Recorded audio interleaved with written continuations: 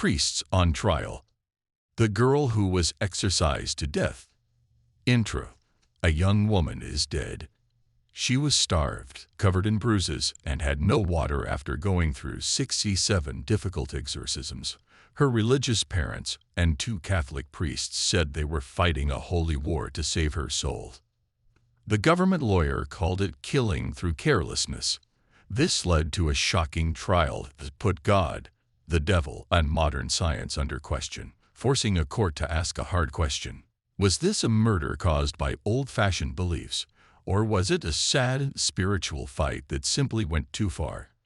The year was 1976, and the small town of Klingenberg, Germany would never be the same. What happened behind the closed doors of a modest family home would spark international controversy, challenge the boundaries between faith and science, and forever change how the Catholic Church approached cases of alleged demonic possession. This is the story of Anneliese Michel, a young woman caught between 2 worlds, one of medical diagnosis and another of ancient spiritual warfare.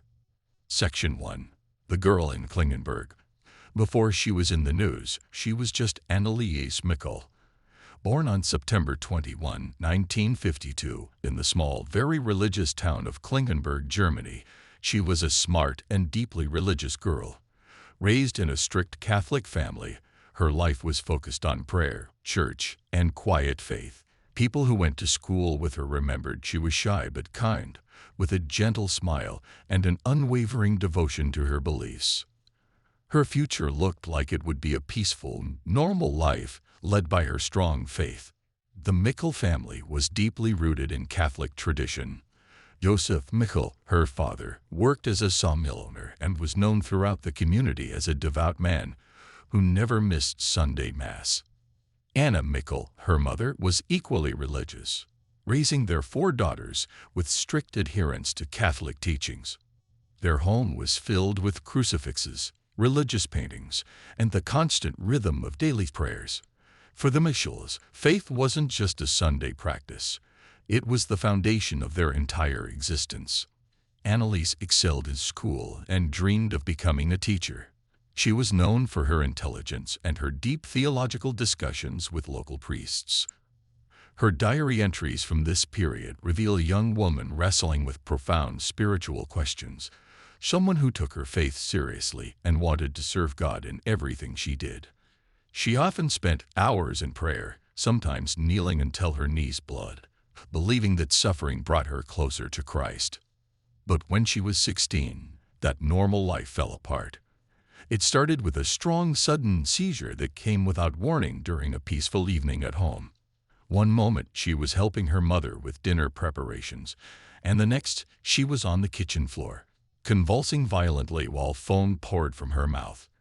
Her terrified family rushed her to the hospital, where doctors conducted extensive tests and delivered their diagnosis: temporal lobe epilepsy, a brain condition that can cause seizures, make you see powerful things that are not there, and change your personality dramatically. It was as if her brain had become a broken radio, unable to connect with reality and instead picking up scary static and terrifying messages from another station. The neurologist explained to the family that temporal lobe epilepsy could cause religious hallucinations, personality changes, and episodes of violent behavior. But for a family whose entire worldview was built on faith, this medical explanation felt inadequate and cold. Along with epilepsy, Anneliese was also diagnosed with severe depression and what doctors termed psychotic episodes. She began cycling in and out of psychiatric hospitals, each stay bringing new medications but little relief. The anti-epileptic drugs made her drowsy and disconnected, while the antipsychotic medications seemed to dull her once vibrant personality. For a young woman who had always been sharp and articulate, this pharmaceutical fog was almost as disturbing as the seizures themselves.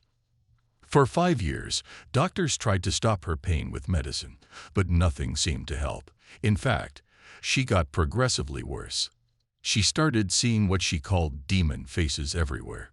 Hideous, twisted visages that would appear in mirrors, on walls, and even in the faces of people she loved.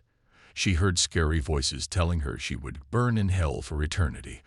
Voices that seemed to come from inside her own head but felt completely foreign and malevolent. The medical world had a name for her problems, but it couldn't give her any peace.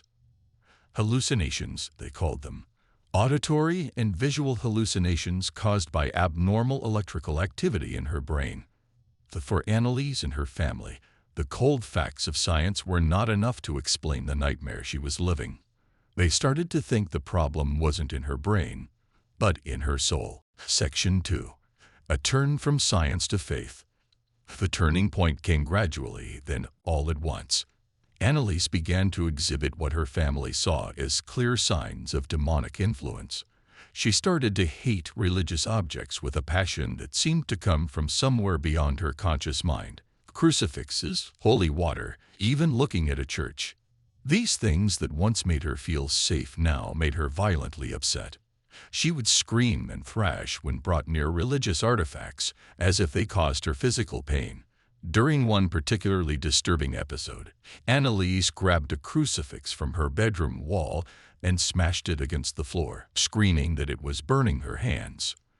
Her mother later found her cowering in the corner, claiming that the broken pieces were still radiating heat that only she could feel. For the deeply religious Michel family, this wasn't just strange behavior. It was evidence of supernatural interference. Medical professionals tried to explain these reactions as part of her psychological condition. They suggested that her strict religious upbringing had created a complex relationship with religious symbols, and that her brain's misfiring was expressing itself through the familiar language of her faith.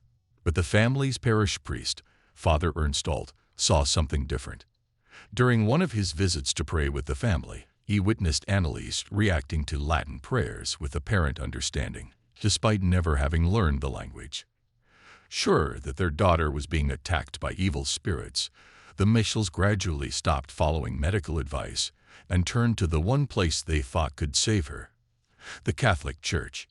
They began making desperate appeals for an exorcism, traveling from priest to priest, bishop to bishop, begging for someone to perform the ancient ritual that they believed could free their daughter from demonic possession.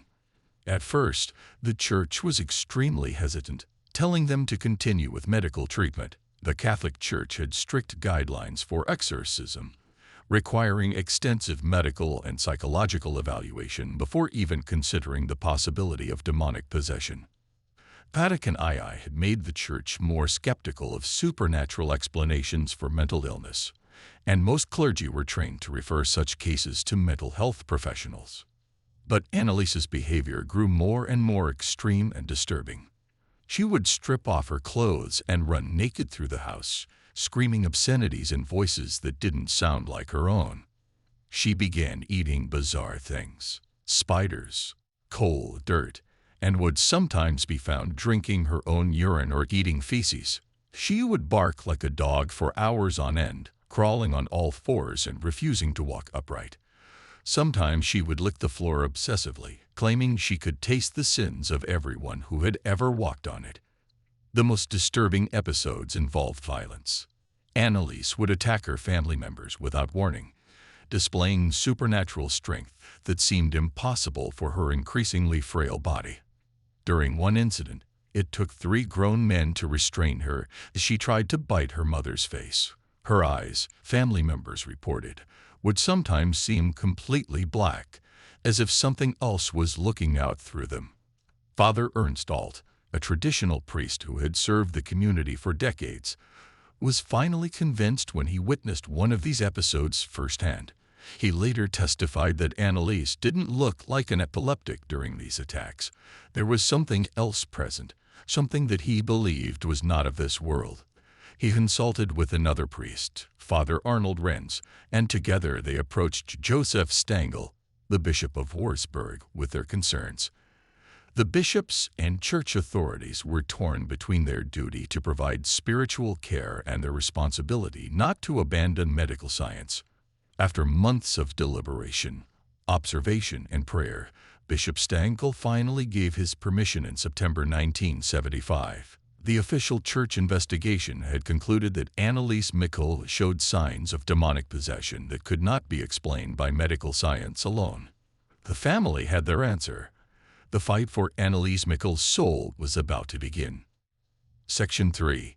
The 67 Rites of Exorcism. Over the next 10 months, from September 1975 to July 1976, Anneliese Michel endured 67 formal exorcism sessions. Once or twice a week, sometimes more, Fathers Alt and Renz would arrive at the Michel family home, carrying their leather-bound copies of the Roman ritual, the official Catholic text for exorcism. These ceremonies were marathon affairs, often lasting up to 4 hours, with the young woman restrained on her bed while the priests performed the ancient rites. The sessions were meticulously recorded on over 40 audio tapes, a decision that would later prove crucial during the trial. These recordings captured hours of the most disturbing sounds imaginable.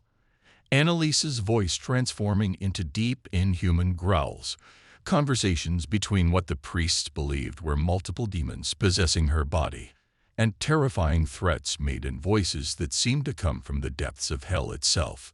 During the exorcisms, Anneliese would speak in voices that were completely different from her own. The priests identified 6 distinct demonic entities that they believed had taken control of her. Lucifer himself, speaking in a voice like grinding stone; Judas Iscariot, weeping and confessing his betrayal of Christ; Cain, the first murderer, speaking of his eternal guilt; Emperor Nero, boasting of his cruelties; a fallen priest named Fleischmann who had been damned for his sins; and most shockingly, Adolf Hitler, ranting in German about his unfinished work.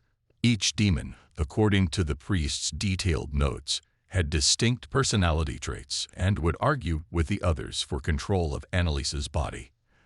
The Hitler voice was particularly disturbing, as it would rant about the superiority of the Aryan race and claim that his spirit had been sent to torment this pure Catholic girl as punishment for Germany's post-war embrace of Christianity and democracy.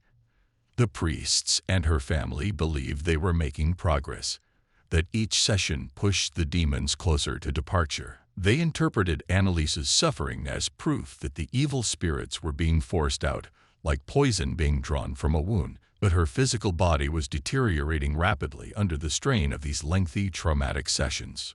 Believing that fasting would help purify her body and make it less hospitable to demonic inhabitation, Anneliese almost completely stopped eating.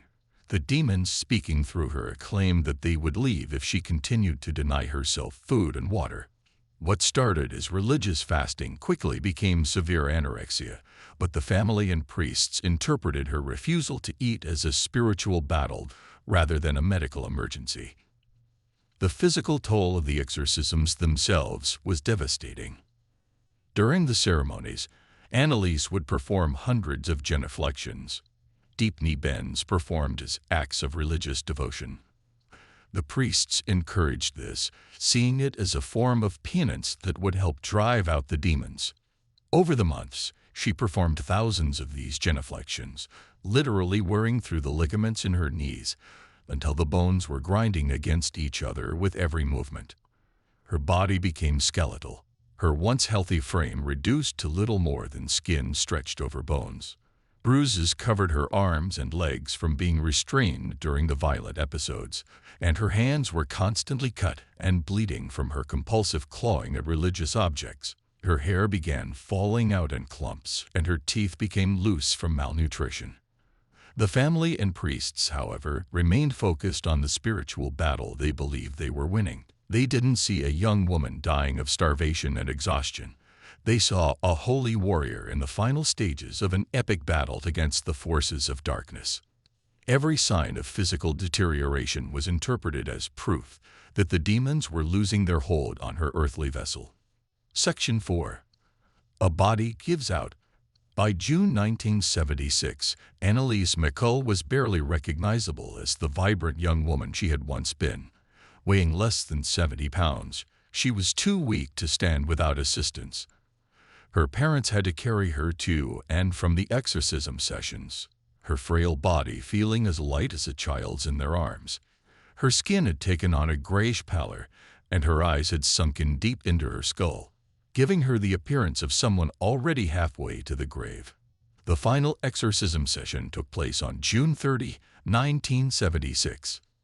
According to the priest's notes, this session was different from the others. Instead of the usual violent thrashing and demonic voices, Anneliese seemed almost peaceful. She spoke in her own voice for the first time in weeks, telling the priests that she could see the Virgin Mary and that the demons were finally leaving. She asked for forgiveness for all the pain she had caused her family and expressed her hope that her suffering had served God's purpose. On July 1st, 1976, the fight was over. Anneliese Michel died in her sleep at the age of 23, in her childhood bedroom surrounded by the religious icons that had once brought her comfort.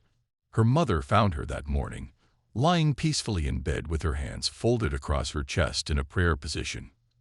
The night before, her last words to the priests had reportedly been, "Beg for absolution," though some family members claimed she had also whispered, "I'm afraid." The autopsy revealed the horrific extent of her physical deterioration. The official cause of death was listed as malnutrition and dehydration. She had essentially starved to death, while under the care of her family and religious advisors. At just 68 pounds, her body showed signs of severe emaciation that the medical examiner compared to photographs from concentration camps. Her knees were completely destroyed from the thousands of genuflections, with the bones worn smooth from months of grinding against each other without the protection of cartilage. The autopsy also revealed broken teeth, likely from grinding them during seizures, and severe pneumonia that had gone untreated. Most damning of all, the medical examiner stated that her death could have been prevented with basic medical intervention, even as late as a week before she died. Intravenous fluids and nutrition could have saved her life, but the family had refused all medical treatment in favor of continuing the exorcisms. The news of her death spread quickly through the small community of Klingenberg and soon reached national and international media. The question on everyone's mind was immediate and urgent. Who was responsible for this young woman's death? Section 5. The trial begins. In March 1978, nearly 2 years after Anneliese's death, 4 people stood trial in the District Court of Aschaffenburg: her parents, Joseph and Anna Michel, and the 2 priests, Ernst Alt and Arnold Renz. They were charged with negligent homicide, causing death through failure to provide necessary care. The courtroom became the stage for an extraordinary legal and philosophical battle between faith and science, between ancient religious traditions and modern medical knowledge. The prosecution, led by State Attorney Karl Stoger, presented what seemed like a straightforward case. Their argument was simple but devastating. Anneliese Michel was not possessed by demons. She was a mentally ill young woman whose conditions, epilepsy and psychotic episodes, were well understood by medical science. The defendants had caused her death by abandoning medical treatment in favor of a dangerous primitive ritual that had no basis in reality. Medical experts testified about temporal lobe epilepsy and its effects on personality and perception. Dr. Siegfried Straub, a neurologist, explained to the court how electrical misfiring in the brain could cause exactly the symptoms that the family had attributed to demonic possession. Religious hallucinations, he testified, were common in patients with temporal lobe epilepsy, especially those from deeply religious backgrounds.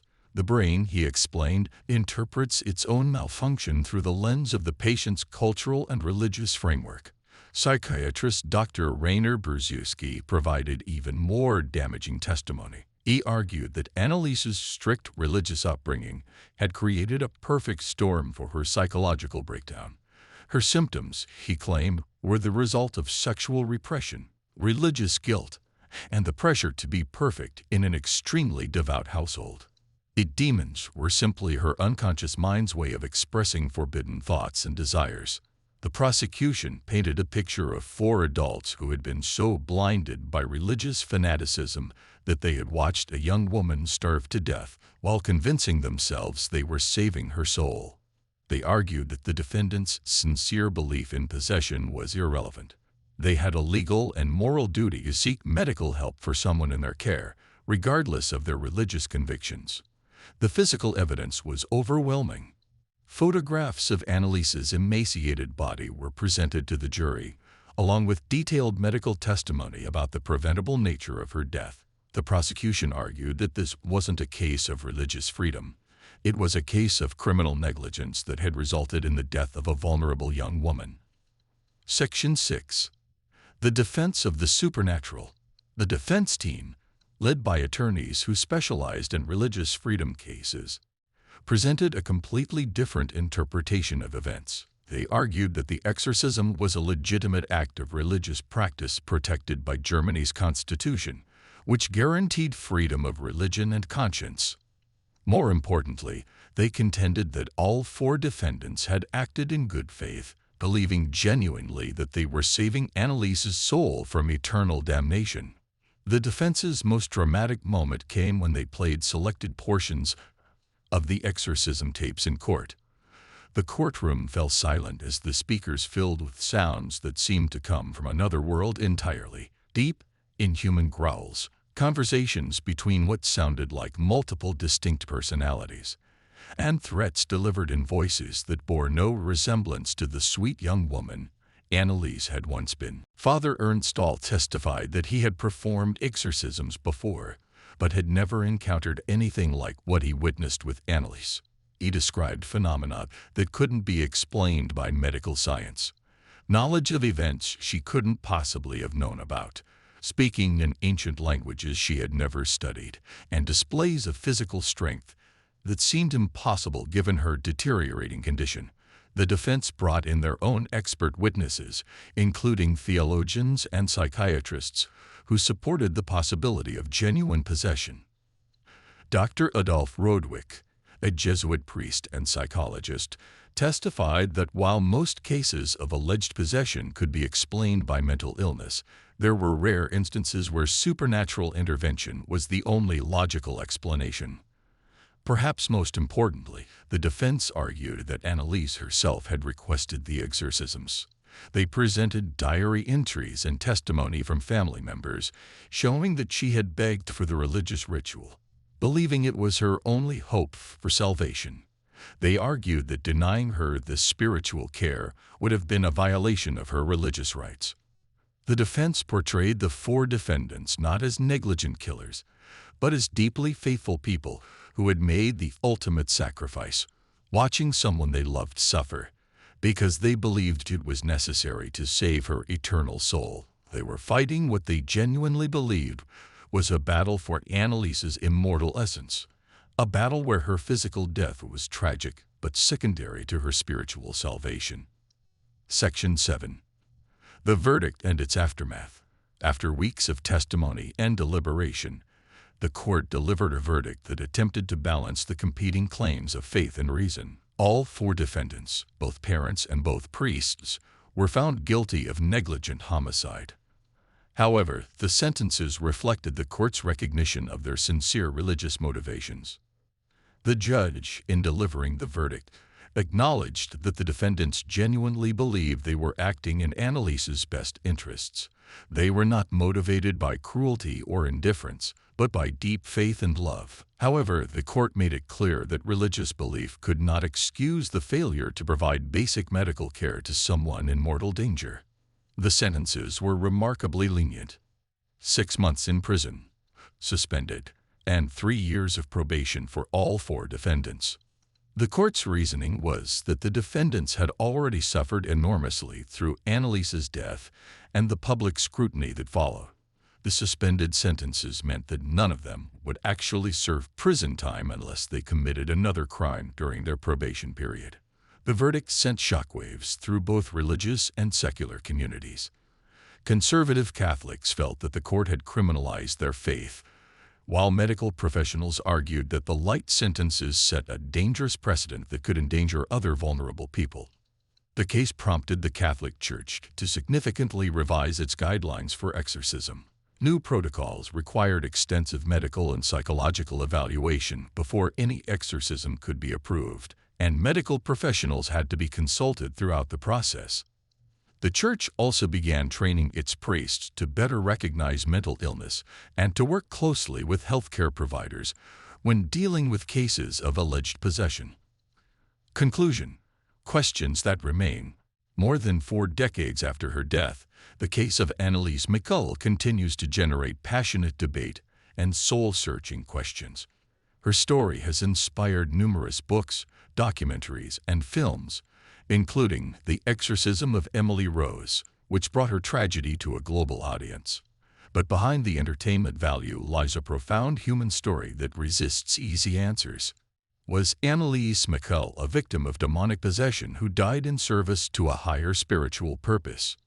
Or was she a vulnerable young woman failed by a medical system that couldn't adequately treat her conditions and by a religious system that prioritized ancient superstitions over modern care? The truth, perhaps, lies somewhere in the complex intersection of faith, mental illness, and human love taken to dangerous extremes. Her grave in Klingenberg has become an unofficial pilgrimage site, visited by thousands of people each year who believe she was a martyr who sacrificed herself to warn the world about the reality of evil.